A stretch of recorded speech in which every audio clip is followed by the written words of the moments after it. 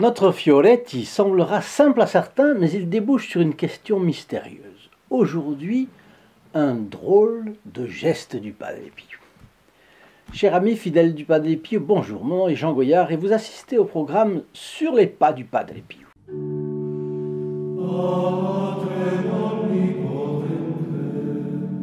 En fin de vidéo, je vous laisse une prière à Notre-Dame de Lourdes. Ne la ratez pas. Et avant de commencer, une petite précision pour ceux qui n'auraient pas reçu chez eux les photos du Padre Pio. Elles sont diffusées gratuitement ici sur la chaîne Sur les pas du Padre Pio parce que nous sommes témoins des grâces que le Padre Pio répand à profusion sur ses fidèles amis, notamment ceux qui ont sa photographie. Et nous voulons donc mettre le Padre Pio dans tous les foyers. Ce n'est pas du fétichisme, c'est un charisme qu'a toujours eu le Padre Pio. Sa physionomie attire, son regard pacifie, son calme est communicatif. Du coup, si quelqu'un veut les recevoir gratuitement et franco de port dans sa boîte aux lettres, il suffit de téléphoner au 08 05 36 08 47, appel gratuit pour la France métropolitaine et coût d'un appel local pour les dom-toms. Pour ceux qui vivent au Canada, il faut composer le 1 844 398 88 67. Première étape de ce Fioretti, le Padre Pio entend cette question. Dois-je aller à Lourdes? Eh bien, c'est Rita Tortora de Paita, une Italienne, fille spirituelle du Padre Pio, et elle raconte qu'en 1966, en raison d'hémorragie et de fortes douleurs, son médecin l'envoie chez le professeur Mauricio à Rome, donc un spécialiste, et à Rome, qui a diagnostiqué finalement un fibrome grave, fixant même une date pour une opération urgente.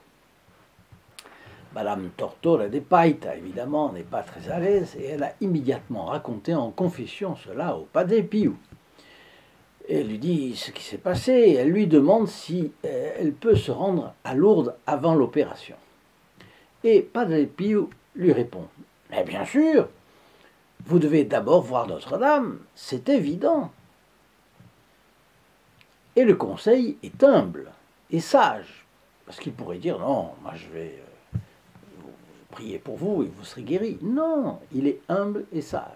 Chaque fois qu'il pouvait, il le montrait. Alors elle va aller à Lourdes. Tout à l'heure j'ai oublié de vous dire que si vous habitez la France ou les dom-toms, vous pouvez aussi recevoir nos calendriers du Padre Pio 2023 qui sont sous le patronage du Sacré-Cœur, mais avec la prière du Padre Pio pour les moments d'épreuve. Ici c'est même la neuvaine du Padre Pio, la neuvaine irrésistible du Sacré-Cœur qu'il priait tout le temps. Et puis vous voyez, votre année 2023 sera accompagnée par le Sacré-Cœur et le Padre Pio avec de jolies illustrations.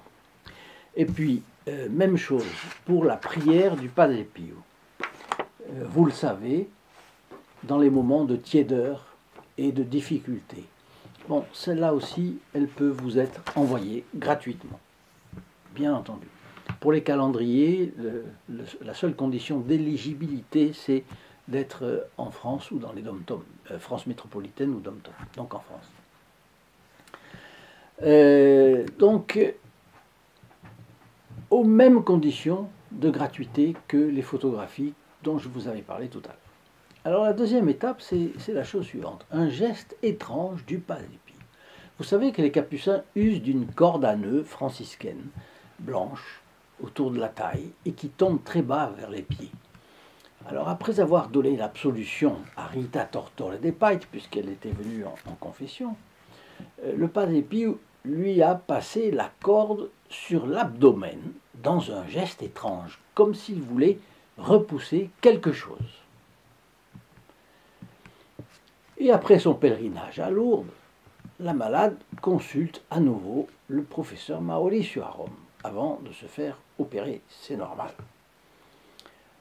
Alors, je vous donne rendez-vous sur le lien st-padre-pio.fr dans la description ci-dessous. Vous y trouverez la meilleure façon de promouvoir la dévotion au Padre Pio et vous découvrirez à la fois les possibilités d'action au service de la conversion des âmes par le Padre Pio, de même que les bénéfices que l'on a à être membre du groupe des protégés du Padre Pio. C'était une parenthèse. Alors, troisième étape, Rita sera-t-elle guérie de son fibrome? S'il a fallu une opération, qui l'aura opérée? Et en effet, le chirurgien pose d'emblée, quand elle revient le voir, une question surprenante à Rita Tortora de Paita. Madame, qui vous a opéré?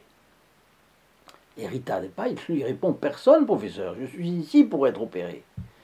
Et elle ajoute, avant mon opération, le Padre Pio m'a envoyé à Lourdes pour voir la Vierge, pour que tout se passe bien. Et que va dire le médecin? Il dit, face à l'évidence, je n'ai qu'à me taire. La Vierge vous a opéré. Je n'ai plus qu'à prodiguer quelques soins. Mais il se trouve que même ces soins-là n'ont finalement pas été nécessaires. Et Madame Rita de Paita avait donc été opérée par le meilleur des chirurgiens et sans même passer sur le billard. Une vénarde. Elle c'est une vénarde de la Providence. Donc c'est pas une chanceuse, c'est une dame couverte par la grâce. Il faut le dire,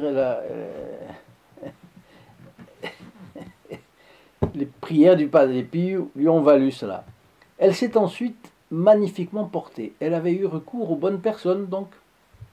Si vous avez, un petit parenthèse, si vous avez oublié le chapelet dont je vous ai déjà parlé, je vous rappelle que vous pouvez le commander. Je crois que je l'ai ici. Je ne sais pas où je l'ai mis, je l'avais là, mais bon. Enfin, un chapelet qui n'est pas différent des autres, bien sûr, mais il a une très jolie chose, il porte une médaille du Padre Pio en son centre, et il a été confectionné avec beaucoup de soin. Il est disponible gratuitement, il est très joli. Il est disponible gratuitement sur demande. Veuillez téléphoner toujours au 08 05 36 08 47, appel gratuit pour la France.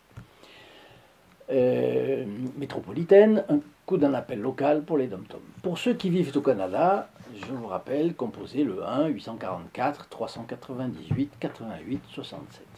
Alors, conclusion. Qui a accompli le miracle? La Vierge ou le Padre Pio? Reste une interrogation. Qui a guéri cette heureuse dame? Est-ce Notre-Dame de Lourdes? Ou est-ce le Padre Pio? Ou est-ce Notre-Dame de Lourdes par le moyen et l'intercession du Padre Pio? Nous ne le saurons avec certitude absolue qu'au jugement dernier, évidemment. Pour l'heure, seul Dieu le sait. Avec le docteur Mauricio, professeur d'université à Rome, on peut l'attribuer à la Bienheureuse Vierge, sans laquelle, selon la doctrine catholique, aucune grâce ne peut manquer de passer. Elle est le canal nécessaire de toutes les grâces qui descendent de Dieu vers les hommes. Mais cela n'explique pas ce geste étrange du Padre Pio avec sa ceinture. Cela peut donc être passé par Notre-Dame, par le Padre Pio, et être arrivé à cette dame.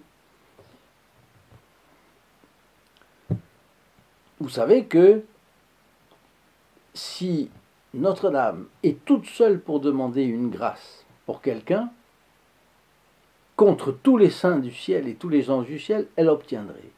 Et tous les saints du ciel, avec tous les anges, demanderaient une grâce. Si Notre-Dame ne l'acquiesçait pas, ni acquiesçait pas, eh bien la grâce ne serait pas donnée. Donc, il faut bien penser que la grâce est passée par Notre-Dame, certes, mais elle peut être passée par un intercesseur secondaire, le Padre Pio avec sa ceinture. Eh oui. Alors cela ferait plaisir au Padre Pio de donner tout le crédit du miracle et la source de l'opération à la Très Sainte Vierge. Bien sûr, vous savez que il faisait preuve d'une humilité incroyable.